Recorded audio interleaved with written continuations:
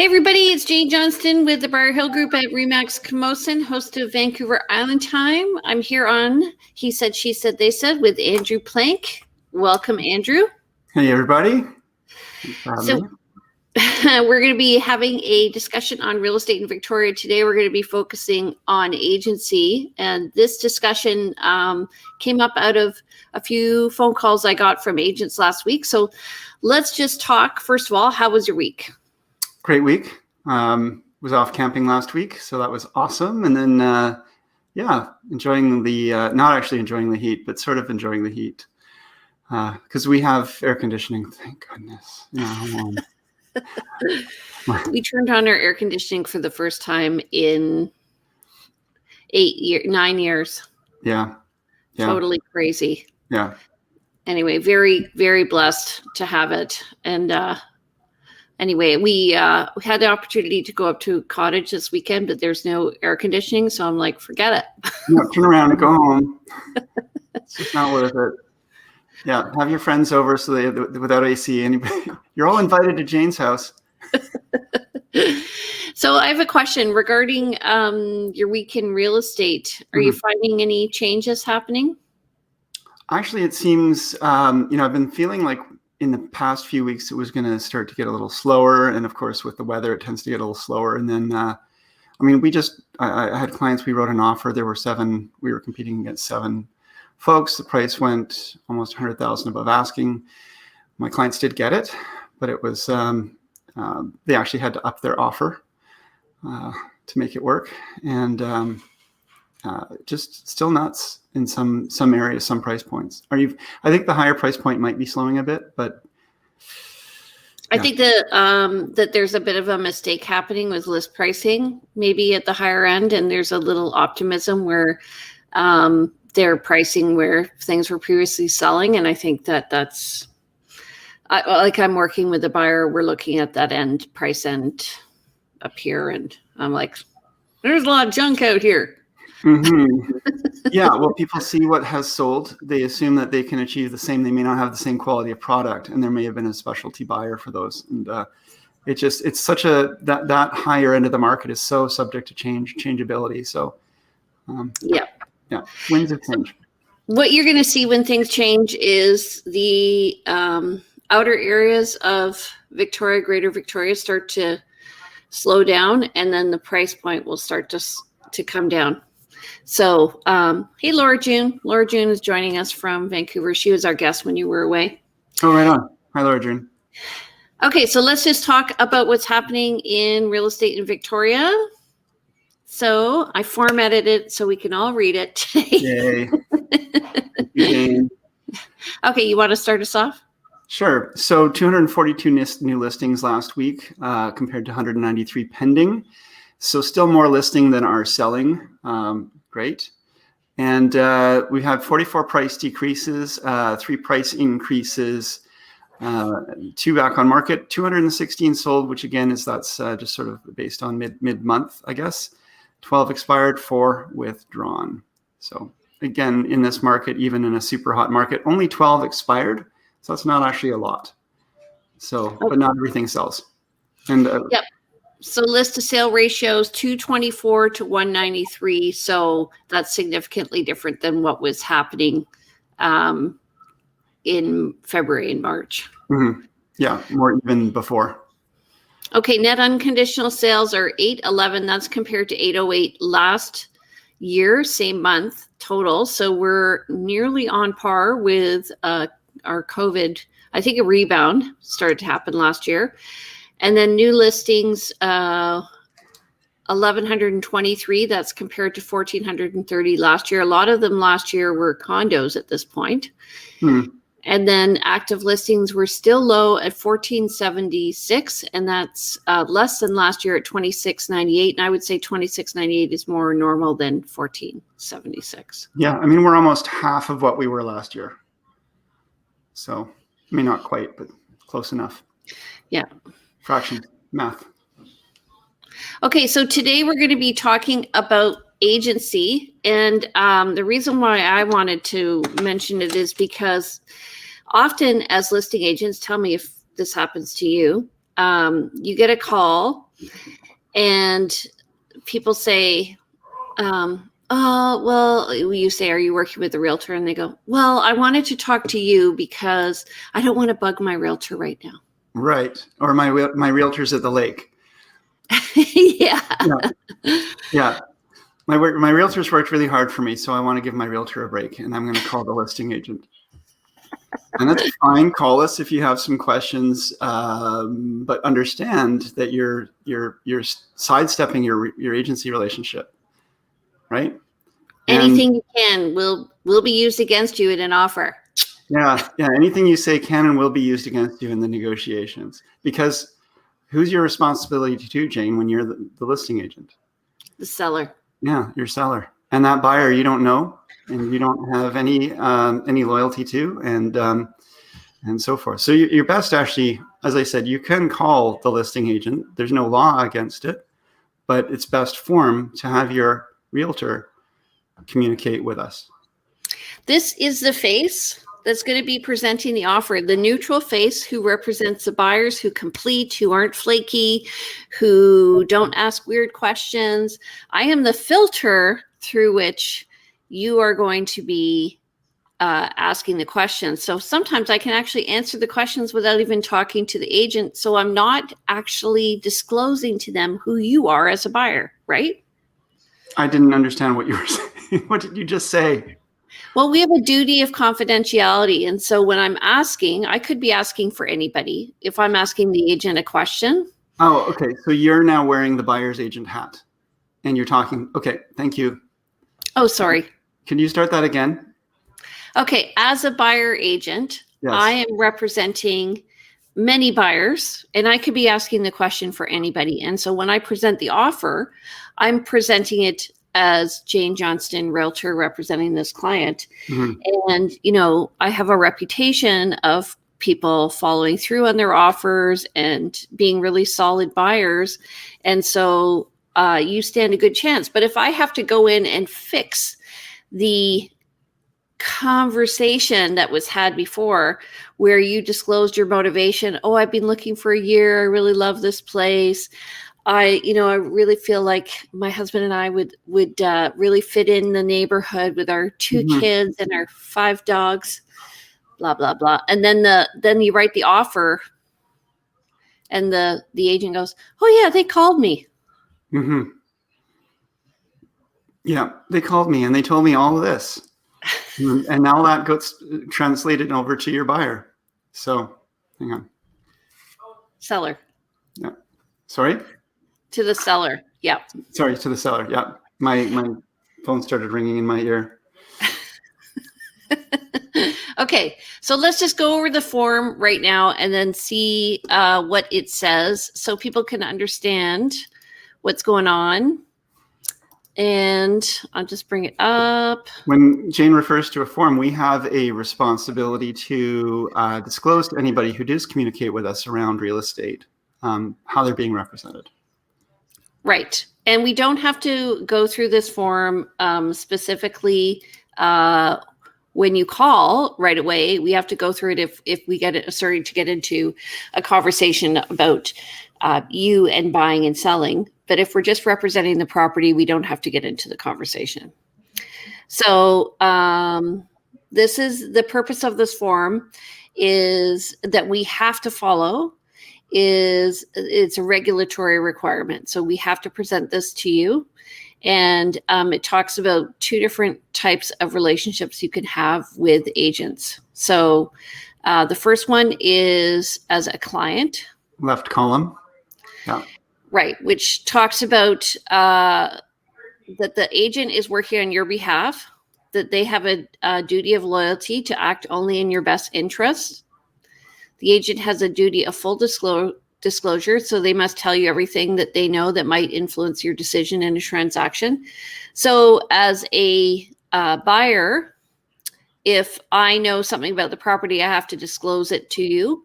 If I know other people are offering, I have to disclose it to you. And if I find out something about the seller, I have to disclose it to you because that might influence your decision.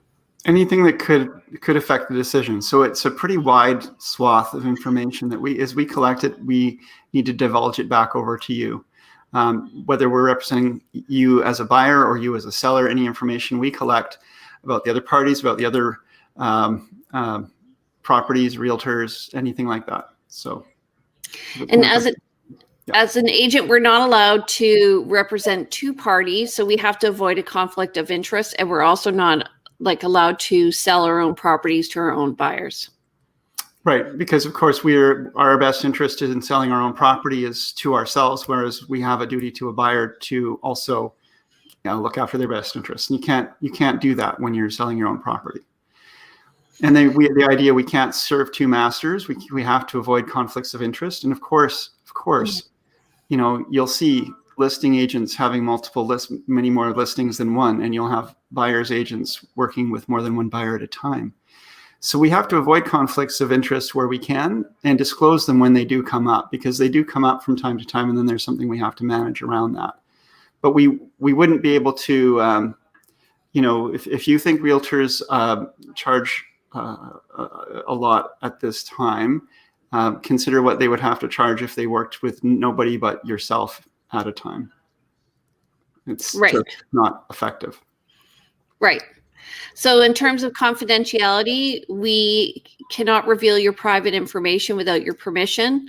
And this is what I'm talking about when a buyer calls up the listing agent and starts disclosing things that they, that they think the listing agent should know about themselves, like, all this personal stuff, why they're buying the property, or maybe what they can afford to pay. It's really, really hard as a buyer agent to backpedal on that, because we're trying to present you in the most positive manner without revealing your information.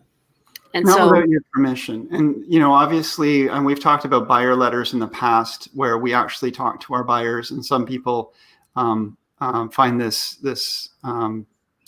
tactic or the strategy helpful, and some people don't believe it works. But I do find that the sellers do want to know something about the buyers of a property, but you need to put your buyers into the best light. And the reason for having a representative in the middle of the transaction, your realtor buffering you in this case, is we don't always know, and you don't always know when you're talking to the other realtor. If you call them directly, they will be, after having said, I represent the seller, anything you could tell me can and will be used against you, they would probably say that. And I've done that. I've said specifically that to people. And then they go, yeah, no problem. And this, and they tell me their whole life story. And not all of it is in putting them in the best light. Yeah, like I'm getting a divorce from my husband, and we haven't got our separation agreement in yet. And yeah, and I'll be talking to the mortgage broker next week, and all of this. Last week I had somebody drop my name as their agent. The agent called me, told me all about them, and I'm like, oh, I'm not working with that person yet. But they've been watching you on He Said, She Said, They Said, and Island Time and all this stuff, and they know that they're going to work with you. Hello, random person out there watching right now who is working with Jane that she doesn't know it. You might want to reach out to her. Aiden, give me a call.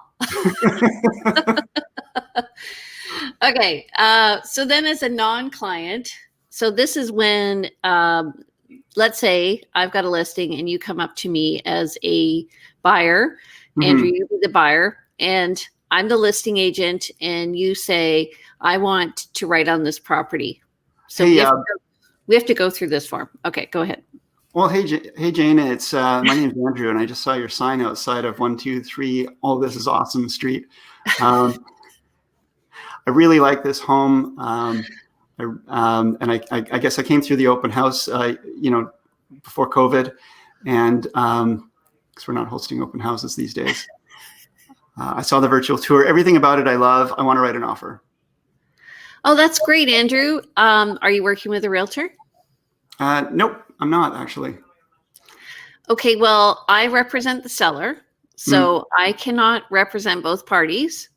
So I thought you could. No, sorry. It's written into the contract. Yeah, about was it 2 or 3 years ago? We changed everything. Oh, okay. Huh. So sorry, but But I no can worries. tell you. I still want to work directly with you because I know I'll save some money. What do you mean you'll save some money? Well, you'll be able to kick back some commission, right? If I make a lower offer, Actually, the because you're getting all the commission, right? Hmm? commission. You better listen, buddy. You're interrupting me.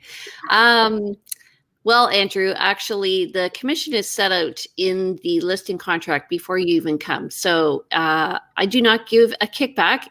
If I give any consideration, it would be to the seller, who is my client.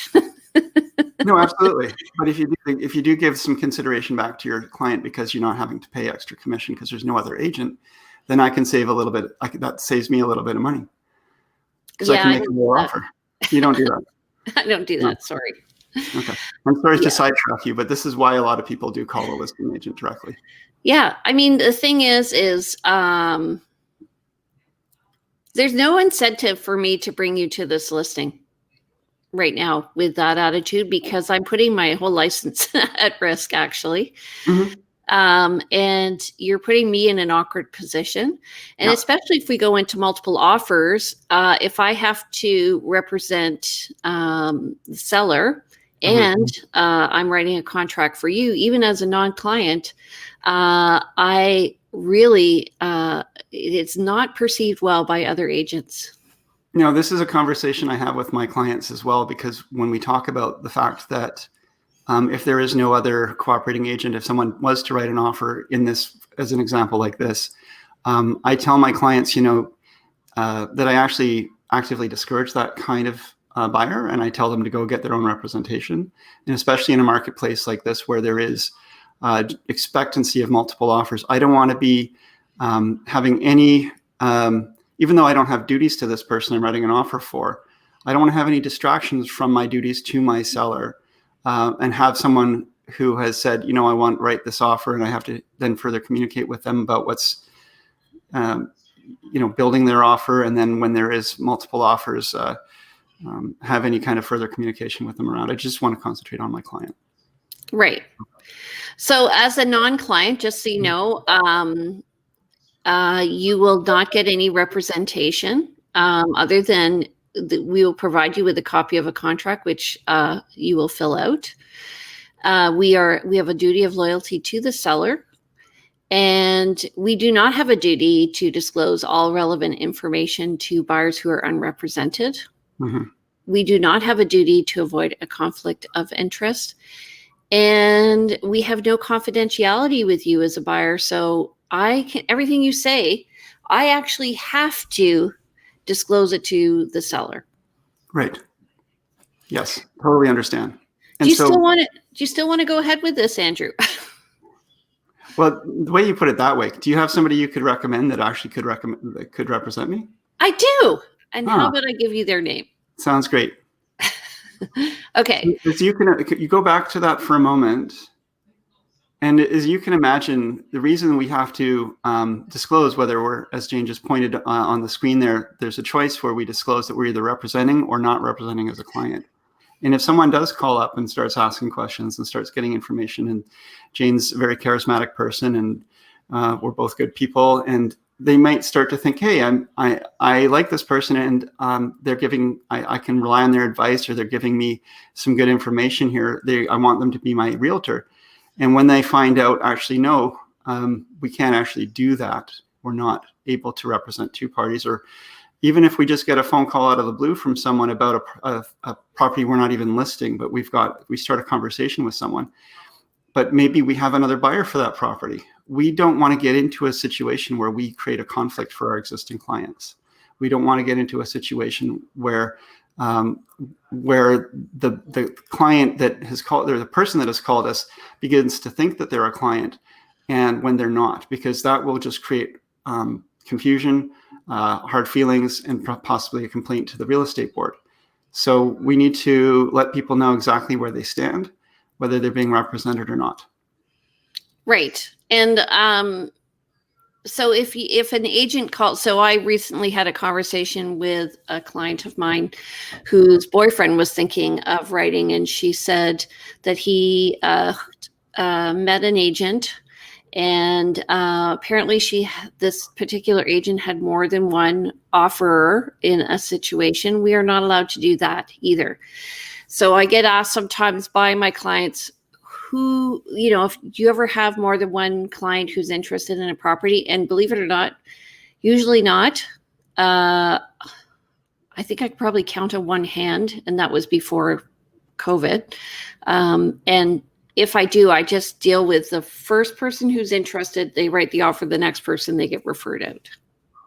You don't have the choice anymore, though, on that. So, I mean, the current rules are, if we are in a conflict of interest where there is two parties to a contract, whether it's a buyer and seller both interested in, buying and selling that one property, or two buyers for a property, where we are the representative for that, we can't choose who we continue to represent.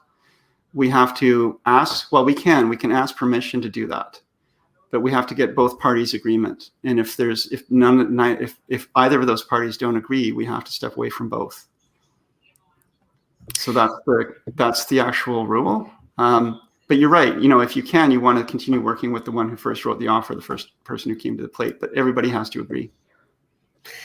Yeah. Well, I'm not gonna say to somebody who I've shown the property to and who wants to write an offer that they can't write the offer with me. And then the second one, I will say, I've already got a client interested. If you want to see the property, I will refer you to somebody else. Like I'm not going to be in a situation where I'm going to have two current clients writing on a property. Yeah. So I draw the line when the second person requests a showing. I'm referring you to somebody else, so I don't enter into that conflict. I see. Right. When you've already established that somebody wants to write, you've now got, because I've been in situations where I've had, let's say the showings are all set up for a certain time because there's limited availability or it's a tenanted property. And I end up with 2 or 3 clients who are called to say, I want to see this particular property. It's a hot property. It's well priced, whatever it is. And so I have to have the conversation with all of them saying, great, I can show you the property. If you like this property, then we're going to have a further conversation, because if you like it and one of my other clients like it, then now this duty of avoiding conflicts of interest kicks in. Yeah, but I think I understand what you're saying. I'm avoiding it before I get to the point. So I don't, like, if I show somebody and they go, you know what, I'm not interested, I say, okay, good. Then I'll go to the next client. I can show you this property, but I'm not gonna. This is where agency gets really complex and gets into a lot of us realtors into hot water and clients into confusion. Because, this duty of avoiding conflicts of interest, but also duty of full disclosure. At what point do you disclose you have other clients interested in that property, that you're showing it to somebody else? At what point do you, right away, if in doubt, disclose, right? Right away. Yeah. And when our client says, I want to see that, I don't want to have to wait. Yeah, you definitely want to have that refer them out.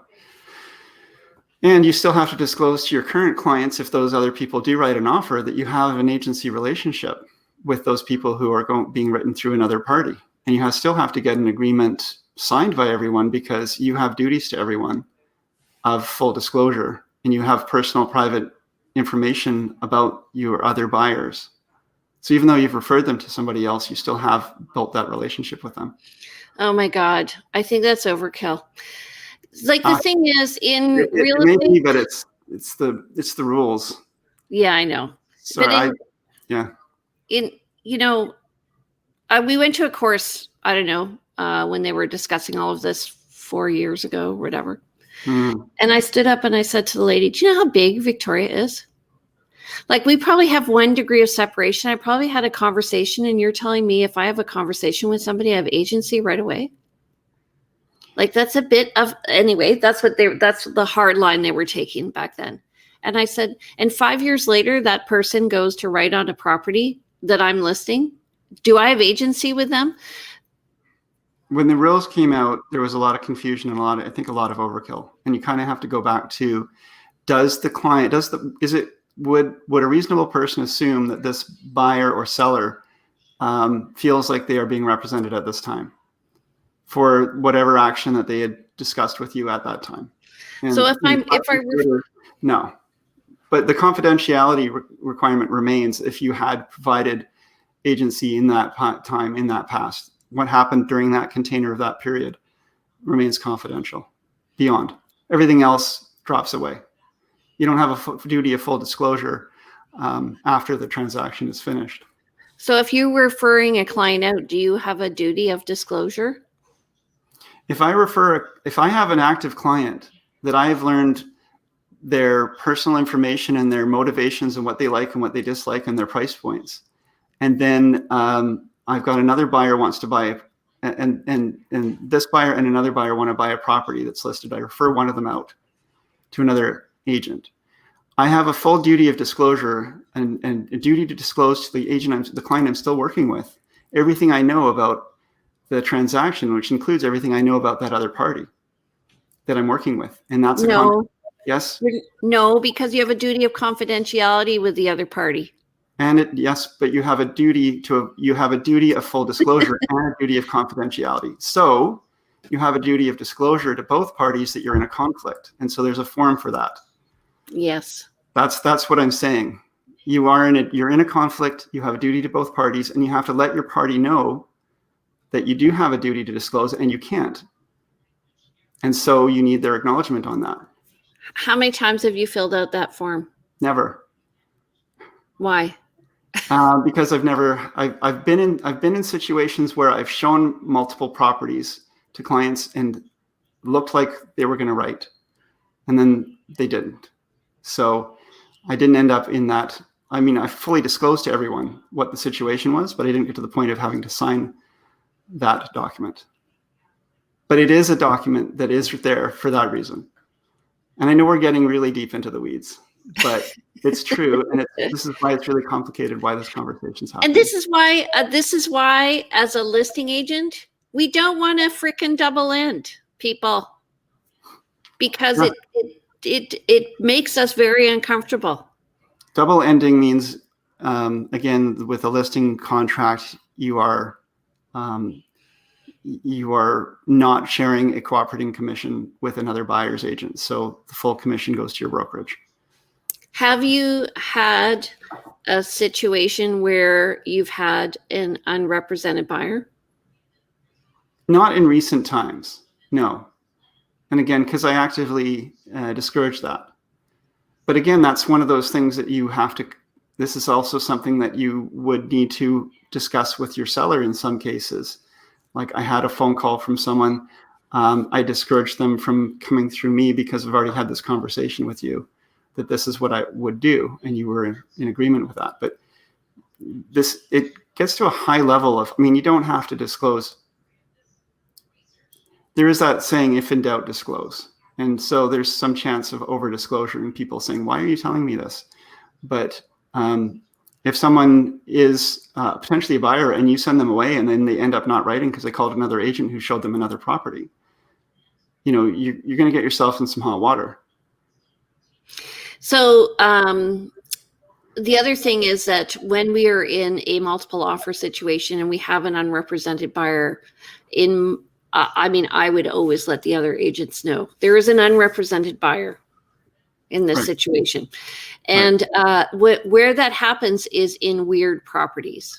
So like you may have it happen like a strata hotel or whatever. I had it happen in a strata hotel where it's so complicated, and the buyer came to me, and I just made sure everybody knew what was going on. And that's probably the only time in whatever 3 years where I've had that happen. It's very it's just like, anyway, it's not comfortable. So what you're doing, if you insist that you want to work with the listing agent, they don't have to work with you, just so you know. No. So you touched on something else around letting other agents know that there's an offer on the table from an unrepresented party. And so under the law of agency, it's a common law that says, we act as agent for another party. It means we actually can step into their shoes and engage in the role of buying or selling and negotiating as if we were them. And so it's a very high mantle of responsibility. And that overcomes a lot of our other duties to even to our professional organizations. And so we get into some conflicts sometimes where we have duties where we are supposed to follow our client's lawful instructions, and lawful meaning the legal law, whereas we have industry rules and regulations and duties of care to our colleagues, where we might actually end up in a conflict in that case, and it gets us all into sometimes some hot water around that, and it's very complex, and it's just something we all have to navigate and do in our own way. But as Jane said, she will let her colleagues know that there's an unrepresented party in the contract, because we do have a duty to treat our colleagues fairly and to, let them, not to tell them everything. Of course, that's kind of the point of being an agent and realtor, is to keep things in the container. But at the same time, we have a duty to treat our colleagues fairly and not to be lying, not to be doing anything immoral. And we also have to ask our seller if it's okay if we have an unrepresented party or not, because we want them to be comfortable with the whole process as well. And so I was involved in a situation where a buyer contacted the listing agent, and the listing agent had a discussion with the seller that they were not going to have any unrepresented buyers in this case. Mm-hmm. And everything was like, the listing agent just said no. Mm-hmm. No. And so the buyer contacted me, and I think the listing agent made a really smart decision, because it was a very awkward property. And so not everything is smooth. So I thought it was this is why we're having the discussion today, because I think it really speaks to the fact that, you could be putting the listing agent in an awkward position by having a conversation where you're revealing too much. And we will say to you, we have an agency. If we feel like you're overstepping the bounds of what you're providing us, we'll say, we're working. I always say this: I'm working for the seller, and everything you say, I have a duty to disclose. So, and then they'll keep going, and you're like, I know. Please don't tell me this. But, we also have a duty to collect that information, because our sellers would like that information. Yeah. I mean, so once we've disclosed that they're not being represented, if they continue to act as if they were represented, we do have to not act as if they're represented. We can't tell them they're not represented and then go show them properties and give them advice. Exactly. These forms are there for our protection and yours. These forms are not really necessary in a world where everyone fully understands the relationships that they're in and have all the disclosures just given as a matter of course as to how it should be done. These forms are here to help guide people to understand the limitations of what we can do and how we can do it. And I just want to say, if we end up in this not representing you as a client, we also have to send you another form, which is a disclosure of representation in trading services, unrepresented clients. So disclosure of risks to unrepresented parties. Yeah, sorry. Yeah. But that one's only necessary if they are writing an offer. Right. It's not necessary if we're just having a conversation and have said no on this, ticked no on this. We don't have to go through all that paperwork. And technically, folks, and I know we're spending a lot of time on this, we don't actually have to have you sign this form either. This is not a contract. This is just an acknowledgement. See, it says consumer acknowledgement, not a contract. All we're doing is saying, hey, you understand that I don't represent you, or you understand that I do represent you. And that can change in the future too, but this is where it is for now. And I find this really helpful. I actually send a video when I send this to clients explaining this so that I'm consistent. Yeah. But like when I send them this, the non-client, they realize, oh, that's why I don't call the listing agent. There are people who do not want to form a relationship with a realtor. They feel like they are going to get better service and more fast response if when they see a listing, they call about that listing, they get some answers, they see another listing, they call about that listing. They just probably don't have a great agent experience in the past, or they had a stellar agent helping them as a buyer's agent, because it's my strong belief that trying to play the field does not get you anywhere in real estate.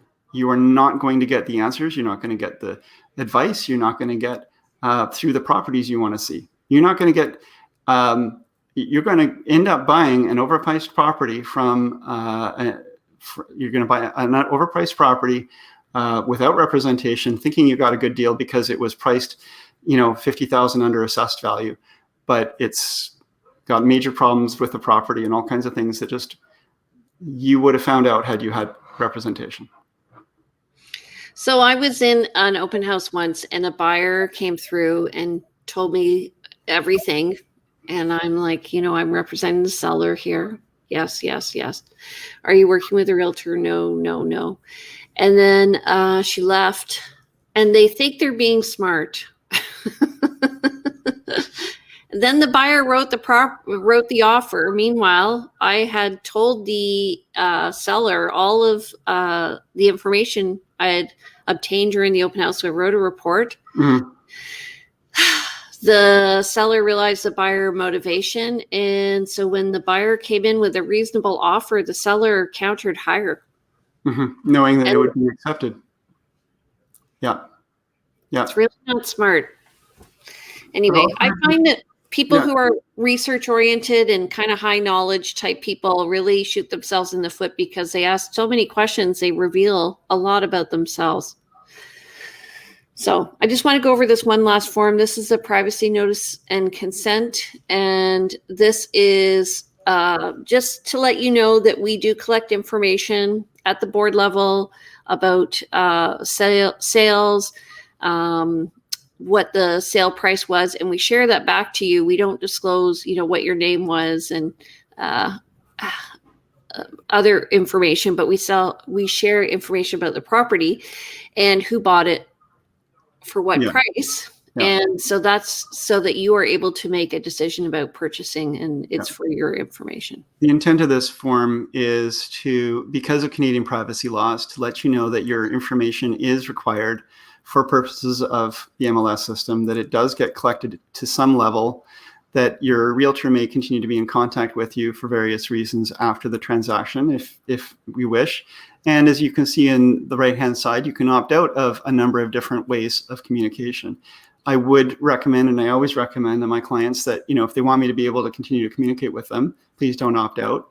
And if you want to have no other realtor communicate with you, I have really no control over that. So that the next one to check really makes no difference if you check it or not. The real estate board will never contact you. It's really just for your collection of information. So it's an interesting disclosure form because it's really like, we need to use your information, and we have this requirement to disclose this to you. But if you want us not to be able to communicate with you, it makes it really hard for us to help you. I've had people sign it, and I'm like, did you mean to sign that? Tick those little boxes? And they're like, well, isn't that what you wanted me to do? Yeah. Well, it's like people we have a property disclosure form where there's an information page on the front of it, and people always put in the date on this little example thing where it's an example of the date, and it amuses me no end because it's not something that we're supposed to fill out. But people don't read these things. They also say to initial everything in the property disclosure form, and people are always check marking it. One other thing I want to touch on around represented versus unrepresented. Back in the days when we were doing open houses, I would have someone come through an open house, and I always ask, who's your agent, who is representing you? Some people don't want to disclose that. Some people do engage in a conversation with you and ask a lot of questions and say they're very interested, but they don't want to give your information. And they'll all call you. So then you get an offer on the property from somebody else through another agent. You don't have any way to call that person to say, hey, I've got an offer. So if they were just to tell me their agent's name, I can call that agent, say, hey, look, I just got an offer. Your client came through the open house. They seemed quite interested. You might want to give them a heads up. And we have a duty to respect that agency. And so we're going to call the agent up. We want to work with our colleagues. We want to, yes, absolutely. So, and that's the last thing to, maybe not the last thing to speak on with this, but we have a duty not to infringe on another relationship. If we have someone come into an open house, or someone calls us up on the phone and says, I'd like some information about this property. And they say, somebody calls me and says, I'm working with Jane Johnston, but she's up at the lake at her cottage and I can't reach her. Never happens. No, you have your phone with you all the time. But they're calling up. They don't want to bother you. For some reason. Maybe it's not Jane. Maybe it's somebody else. Regardless, they call me and they say, hi, I'm working with Jane. I've got a few questions. Great. I represent the seller. You're represented by Jane. I'm happy to answer your questions. Again, don't tell me anything you wouldn't want Jane to be able to tell me. I'll probably get off the phone and say to Jane, give Jane a call or send Jane a text. Hey, your client ABC gave me a call. I'm not going to say, hey, you know what? Jane's a great agent, but I'm a better one and I can really help you. And I really want to work with you. And here's all the reasons why you should work with me, because I am not going to intrude on Jane's relationship with her clients. That's just, not only is it schmarmy and wrong, it goes against all of our codes of ethics and so forth. So we will respect and should respect a client relationship. If you're unhappy with your client relationship, then you certainly have the right to talk to another agent about what they can provide you. But we should not be trying to poach somebody else. So this is why I'm saying you're kind of safe to call another agent, but you're not safe to call another agent. It really depends. Don't call another agent. It depends on who you call and who you get. No. Don't call another agent. We just explained why not to call another agent. Don't call another agent. Here's what you do. Okay, let's say your agent's away. Your agent should have somebody who's representing them while they're away to help you. So just give your agent a call. Your agent will have somebody substituting for them. They'll show you the property. If you want to write the offer, either they will write the offer or your agent will write the offer. But don't call the listing agent because, you can call me anytime. Anytime. This is what I'm saying. You can call. And it's going to be great for my seller. Know what you're getting into if you do call and hold yourself. But you're better to call through your agent. You know what this is? Talk to the hand? Dun, dun, dun, dun, dun, dun, dun, dun. You're the shark. I'm the shark. Cold-blooded Jane. Look at those teeth. No, seriously. I don't know. I've done numerous videos on this and I'm like, seriously, folks. Let me do another analogy, a quick analogy. Let's say I'm dating Andrew and I want to go to the prom. And Andrew's away this weekend. And so I'll call up his best friend, Steve. I'll say, Steve, can you take me to the prom? Andrew's going to be mad.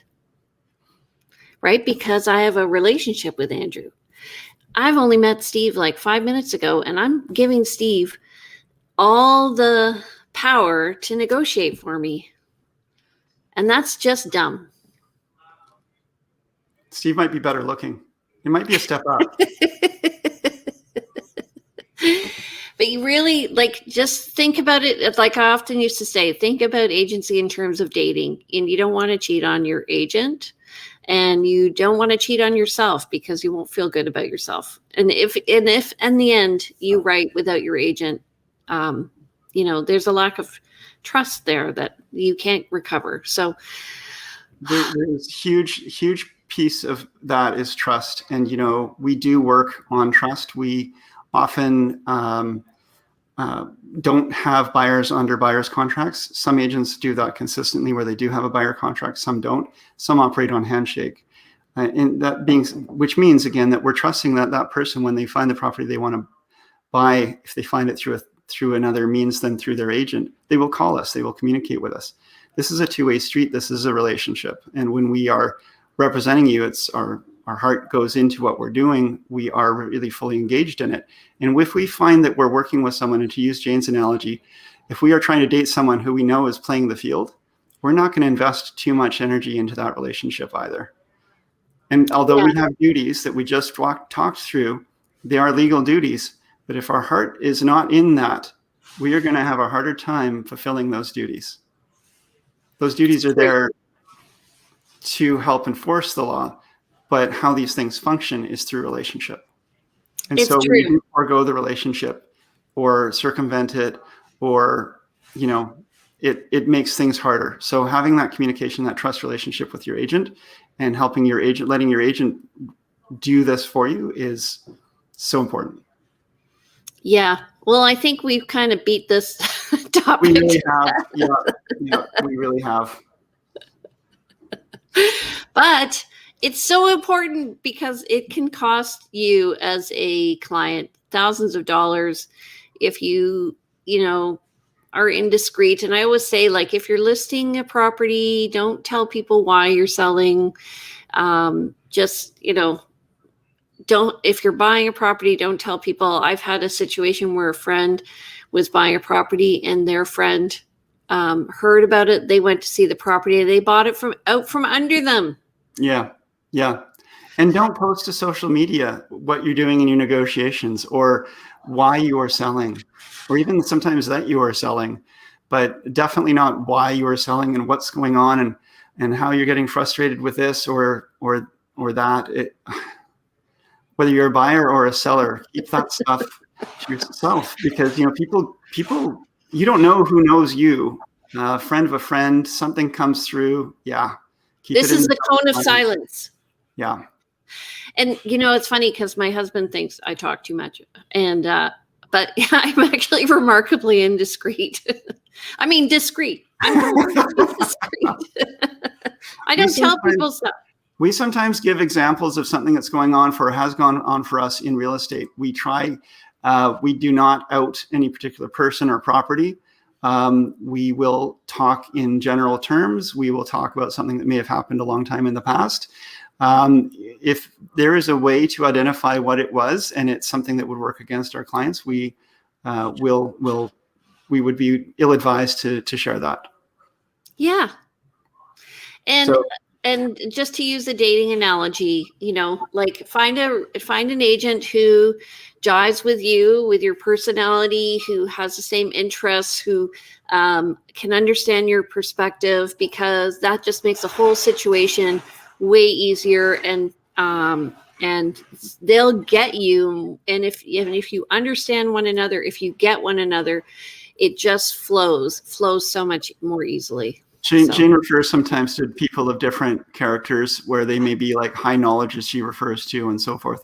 Find someone who speaks your language. Find somebody who understands you and who you understand.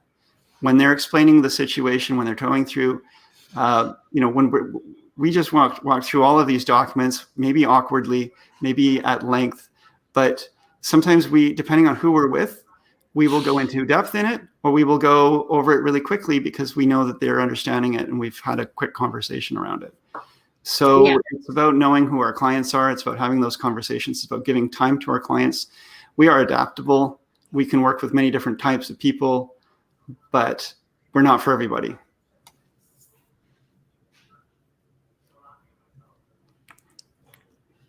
Yeah, and actually a really good example of that last week, I was walking through a property with somebody and I just realized they're not the client for me, and that's okay. Mm-hmm. So you just, it's like when people go into a house, they know. And I always say to them, you don't need to pretend like to look for 10 minutes. If you don't like the property, we can go. Mm-hmm. And they go, thank you for saying that. Yeah. No, it's amazing how many people will think they're being polite to you. Well, we made the appointment. Yeah. Okay, but if you do make an appointment, you do have to show up. Okay. Yes. Andrew, Yes. tell us who you are. Well, I'm Andrew Plank, and I'm a realtor. I've been in the marketplace since 2006, same as you. And I am licensed with Royal LePage. I am an ex-director at the real estate board. I am 6'4", and Jane and I did not go to the prom together. Okay, what's your number and how do they reach you? You can reach me if you do want to go to the prom. Give me a call. I'm at 250-360-6106, or you can email me info@andrewplank.com. And you can visit his website at andrewplank.com. Thank you, Jane. Okay. And my name's Jane Johnston. I've also been in real estate since 2006. What's your number? 3782? What? What's your number? 3782? Or My phone number? 3784? No, your real estate number. 3782. Yes. Yeah. So I'm 3783. So Andrew's better than I am. I'm older in real estate by one. So if you want to reach me or you want to have fun with Andrew and me, you're welcome to call me at Jane Johnston, 250-744-0775. You can reach me at briarhillgroup@gmail.com. And I have two websites. One's briarhillgroup.com. The other one is vancouverislandtime.com. Those are for people who are relocating to the island and want to know about neighborhoods. Okay, my darling, next week we are going to have our real estate update. If you guys ever have any questions about what's going on in the market, please email us and we will answer it, or you're always welcome to post in the comments. Don't forget to subscribe to our YouTube channel. Thanks, everybody. Okay, have a great week. You too. Bye. Bye.